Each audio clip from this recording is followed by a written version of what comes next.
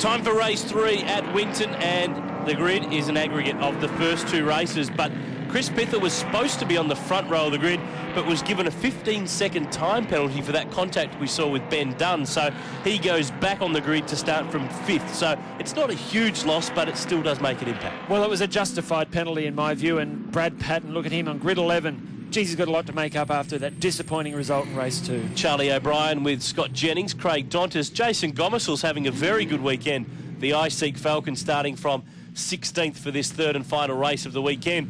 Kim Jane, long way back. Tough weekend for Kimbo, who has brought that car back from racing in the Trans-Tasman event in Hamilton. Speaking of tough, though, row 14, grid 27, Charlie Kovacs. I can't remember the last time I saw Charlie that far back in the field. I can. It was race 2. He started 32nd. Is your memory slipping? I didn't mean this meeting genius. I meant in his last 10 years in the category. I know what you meant, but it's always good to give you a hit. Right, we're on our toes. Race 3. Grant Johnson, Andrew Fisher, Gary Baxter and Jack Elsgood on the second row of the grid. Pretty even jump to turn 1. The Ford hold drag to the line. It's Grant Johnson who's got the lead. Andrew Fisher, Gary Baxter on the outside. Look, Chris Pither, 2 wheels in the dirt. Oh, someone did go around. Someone went around in the background there. I'm sure they did. No idea who. Oh, there you go. Scott Jennings in the standby Holden.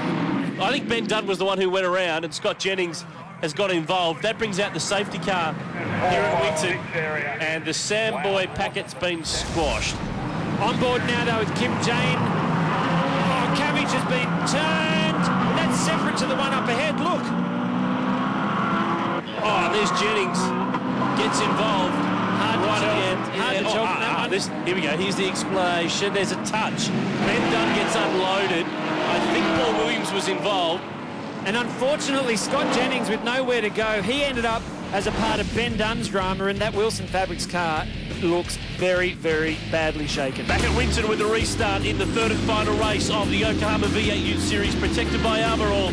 Grant Johnson leads the way as the safety car boards are removed. Fisher in second, Gary Baxter in third. And if I was Jack Elsgood in fourth, I would be screaming at Baxter. On a safety car restart, you have to be right behind the car in front. Baxter was nowhere. The front 2 have got the advantage. Everyone behind Baxter is filthy, I'd imagine. Oh, but Jack is going to have a look down at turn 3, the old turn 1 here at Winton. And you'll notice around the track here, Damien, there still are flag marshals posts, but they've installed a light system which flashes yellow, green, whatever colour. It's all operated from race control. A great addition to Winton Motor Raceway. We ride with Chris Pither, who is closing in on Jack Elsgood. How's the understeer through the sweeper? I was about to comment on that before. Not only the understeer, but the balance on throttle. This weekend with the V8 supercars on the option tyre, the softer tyre, you'll see it on the edge of the track there.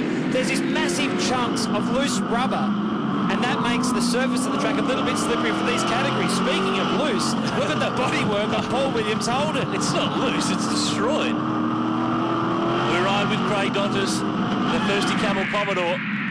But Grant Johnson, race 1 winner, with some clear air to work with his third and final race. And Elsgood defensive with Pither, really applying the blowtorch. Elsgood's trying to get some clear air. Oh, been saving that one up for a little while, have we? Hey, you could have kept the story going and said Pither's being ice cool. Far, far too predictable, I'm afraid. I like to do what people don't expect me to do. Well, let's do what they do expect and get back on the job. We heard the brake lock up there. Grant Johnson is starting to feel the pressure from Andrew Fisher, but the battle right now is Pither gets the back stepping out, as does Cedars. The pressure and the real race is on for third position. 10 laps, this third and final race. Elsgood, the pacemaker in car, just having a look at Gary Baxter. I have not heard a worse-sounding Ford engine than Jack Elsgood's car. Really strange. Anyway, it doesn't matter. He's going along okay. Pither's up behind him, and then David Cedars. Now, the Cedars team run, obviously, David's car, but also Andrew Fisher's car. So they've got 2 guys who are really in the championship mix very early in the year. As a team, they're doing a fantastic job.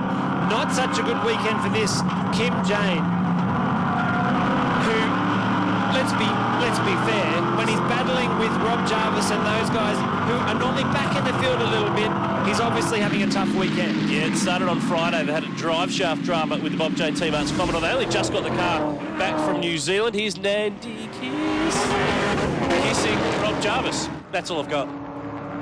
Speaking of Kiss, George Elliott up the inside of Charlie Kovacs. Oh. Charlie's run wide. George Elliott's given him too much room.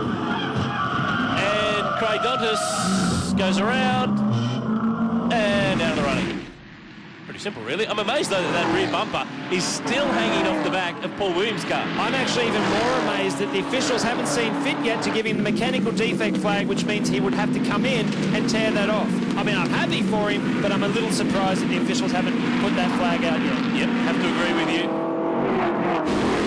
But still, this pressure's coming. Ellsgood trying to get this move for third spot on Gary Baxter, but look at them all. They're all stacking up behind him now. I love this. Ellsgood's got the pressure on Baxter. Pither on Ellsgood. Behind that, you've got Cedars on Pither. This is a difficult track to pass on. And you can just hear the balance on the throttle, gentle on the steering on the way in. Keep it off the curb. It's a really hard track to get right. Turn 5, that long sweeper is crucial to get right if you want to try to throw a move on there in the first hairpin. And there's a few more drivers starting to catch up to this freight train of cars. Reece McNally, there he is just in the background. Gary Carson closing in. This is clearly a sign that Baxter's the cork in the bottle. He's holding the ball back. But we haven't seen enough from the reigning champ to get by. Now he shows the nose. That's not really a passing attempt. That's just to try to get Gary's attention to mirror. Definitely trying to put Gary Baxter off his game, but Jack needs to be mindful. He's got a car right behind him with Chris Pither, and if he throws the car around too much like that, that's something the officials do not like. Johnson's cleared away. The margin is 2.2 seconds. Back to Andrew Fisher, who in turn is just as comfortable in second over the rest of the field. There's the margin. We jump on board the icebreak-in car with Chris Pither. And Ellsgood, he's got to remember, he's got to cover because here comes the Kiwi. He's not in the gap this time. I think Pither's pretty much doing to Ellsgood what Ellsgood was trying to do to Baxter. Just tease him, just flirt with the idea that he's going to throw it down the inside to try to put the guy in front off his game. But Ellsgood, this early in the race, he's not usually that defensive, but he really is using a lot of circuit. And again, I say it, the officials don't really like it when a car goes right, left, left. See, the rest of them have closed in, but Nally has now officially joined this touring party. Oh, Ben Cavage has had a stinker of a weekend. The Workhorse Falcon had pretty major repairs to the rear of it since it was in a drama in the opening round in Adelaide, and now he's been involved in some more drama. Well, at least it allowed Craig Dontis, who got spun around earlier, to make another position back in his thirsty Camel Commodore. Baxter still under the gun. Ellsgood has got enough speed to go with him, but hasn't looked like he's got enough to make a move anywhere. Well, as I said before, it's a very difficult track to pass on, and Gary Baxter is applying the classic manoeuvre, and that is, once you're into the corner and you know the guy's not going to make a move, right in the middle of the corner, watch it here, slows right down, bang, accelerates away, and just gets that little break, which makes it harder for the guy behind to even think about a move at the next corner. This is turn 11. Oh, we're in the gap. We're on. No, quite. Teasing again. Right there, what you see is two guys who have been in this category for a long time, have raced against each other many times before. Let's be honest, if that was for 18th or 19th, those guys would have each other off in the grass, but Baxter and Ellsgood, classy racing. But Pither's got the run on Ellsgood. He'll go the outside at turn 1, which if he can hang there is good, because it becomes the inside for 2, but he can't get it done. That's given Baxter the breather that he needs. Ellsgood's attention now turns to Pither behind him, who has to remain mindful that he's got Cedars, championship leader, who wants to make another position. There's been a lot of looking up the inside, a lot of having a see and a sniff, but all of that's pretty irrelevant, really. You need to summarise where you're going to do the move and then launch it, because you're really telegraphing what you're going to do. Well, that in some part is true. Being decisive about any passing manoeuvre is the critical thing. You can't say yes, no, it will end in tears. Speaking of tears, Ben Cavage, Yokohama replay down the inside on Greg Wheelers. Where's this going? Oh, I can see now. Yep. Ben Cavage goes around. No one else gets involved. Just a small touch. He thought he was clear. He wasn't, and around goes the Falcon. Race 3 continues from Winton. Grant Johnson is the man in control. It's just another ute race at Winton Motor Raceway, with this one is on for Yangonal. We're on board with Chris Pither, the Kiwi, sits in 5th. We are gaining rapidly on the reigning champ, Jack Elsgood, but he's not keen to try this move at turn 1, but Elsgood makes a mistake. Well, when you got the pressure from someone like Pither, you're bound to make a mistake or two, but interestingly, Pither made the same mistake. But look at this, it's left, it's right, and here a brake lock up.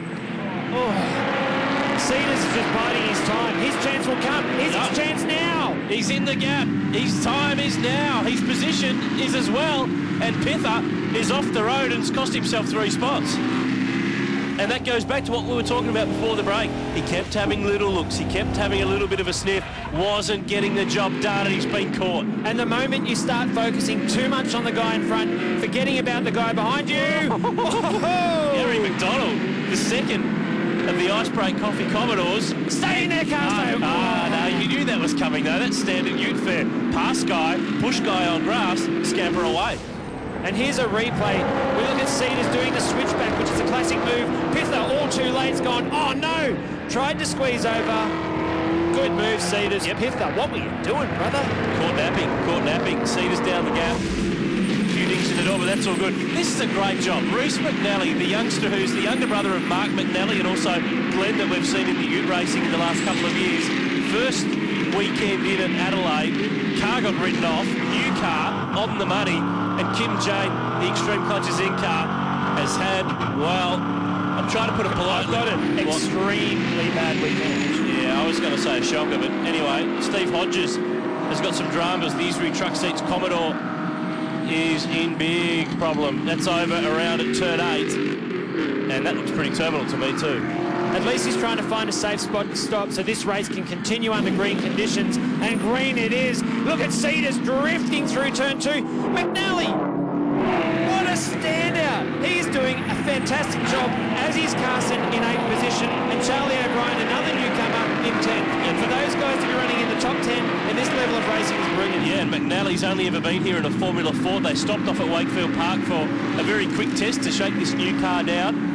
He has done a really, really good job. David Cedars, remember though, it's only his second run in the ute as well. We've seen him previously in the Fujitsu V8 Supercar Series, drove at the Enduros last year as a wildcard entry at Phillip Island and Bathurst, and has had to come to grips with the way that things are played in ute racing, which is a little different from everywhere else. Very different indeed. Gary Carson, who last year battled for Rookie of the Year, he knows what it's all about. And Pither, right behind him, better realise, maybe only in his second year, Gary Carson, but have you seen the size of the guy? It's football, mate. He'll knock you down in an instant. And that's your old team too, Wollongong Performance Racing from back in your Fujitsu days. My old car too. He's looking after it. As he should. He's got McDonald in front, Pither behind, and only a lap left to go in race 3 of the weekend. Grant Johnson's been the man. We've barely seen him in that black Commodore. He has marched away out in front. Good thing he hasn't got any sponsors in the respect that he's been so far in front. He hasn't commanded much TV, but if that's not a signal to sponsors to get on board that he has smashed the opposition this weekend, I wouldn't know what else to say to them. He's already gone through the S's. Fisher was second. Right, here's the gap. Here's where he is. He's at turn 3. No one within QE and 1 lap left to go. Well, we've talked all 3 races about how competitive, how close this is. We know he's won the championship before, but to dominate, to smash the opposition like he's doing right now shows that someone needs to get on board and sponsor this guy. He's on his way around through the sweep up for the final time, and he's going to have a bit of fun with it as well. Look at that. He's loose. He's loving it. There's a guy who's comfortable in his surrounds. Again, as I mentioned in the other race, that's Craig Lowndes style. Andrew Fisher, second. Very, very consistent in the Jesus Racing Falcon. Very solid start to his championship chase. We're right on board with the New South Welshman. Very composed, very calm. That was very calm and controlled. Gary Baxter, who withstood the pressure, a lot of pressure from Jack Elsgood early, has done a brilliant job. He didn't block, he didn't drive defensively, and at the moment... Reece McNally is 5th. Well, hang on a sec. Was 5th. He's now 6th. David Smith last lap. Mucked that up. He'll learn from that. He'll learn from that. You need to close the door and defend on the last lap of a race, but to finish 6th is a great job for his first outing at Winton in the ute. But the man in black, Grant Johnson, He won race 1. He did well enough in race 2 to get up to the front, and he has absolutely blitzed them. He takes race 3, and that will clinch the round win for the Western Australian. Andrew Fisher, great job. Very, very solid drive. But Grant Johnson, white helmet, black car, needs some colours and some names on it. And Gary Carson, in the end, did hold out Chris Pither for 8th position in the Select TV Falcon. I just can't talk highly enough of these new guys to be racing at this end. Now, while Johnson was doing the winning, the Yokohama replay shows that Ben Cavich was giving Craig Douglas the spinning. Let's be honest, that's ridiculous. I mean, these guys are racing for 25th position. They've had a bad enough weekend, and Cavich did not want to get out of it, and now Dontas, in frustration, has almost looped it again. He's in a spin, doesn't quite know which way to point. The end of the race. Race 3 results. Reece McNally 6th from Gary McDonald. Chris Pither ended up 9th. Charlie O'Brien scores 1 for the veterans, 10th again, and very, very solid on debut. Kim Jane 11th, Jeremy Grain 13th, Charlie Kovac 16th, and Rick Gill and Jason Gomersall rounding up the top 20. But this man, untouchable. Should be a big thumbs up to Grant Johnson. Great job all weekend. He stands on top of the podium. Fisher and Baxter will join him. Good solid points haul for Elsgood and Cedars. But pole and 2 race wins mean Johnson is the man. Grant, congratulations. Tell us how important it is to the team, because you're obviously looking for that extra funding to get you to the next round and the rest of the season. Well, that's it. I mean, no one really wants to sponsor someone down the back. So, yeah, if we were at the front, at least we got a better chance of finding someone that wants to promote their brand. So, what a better way to do it than come out here and dominate. So, it's good. And who wouldn't want to sponsor the new V8 Youth Championship leader? What a fantastic turnaround it's been for you this weekend. Yeah, that's right. We had a really good car. Clipsal were really fast, and unfortunately we got caught up in the race 3 incident. But to come here and bounce back and take the championship lead, it's really a dream for me and the team for all their hard work. It's great.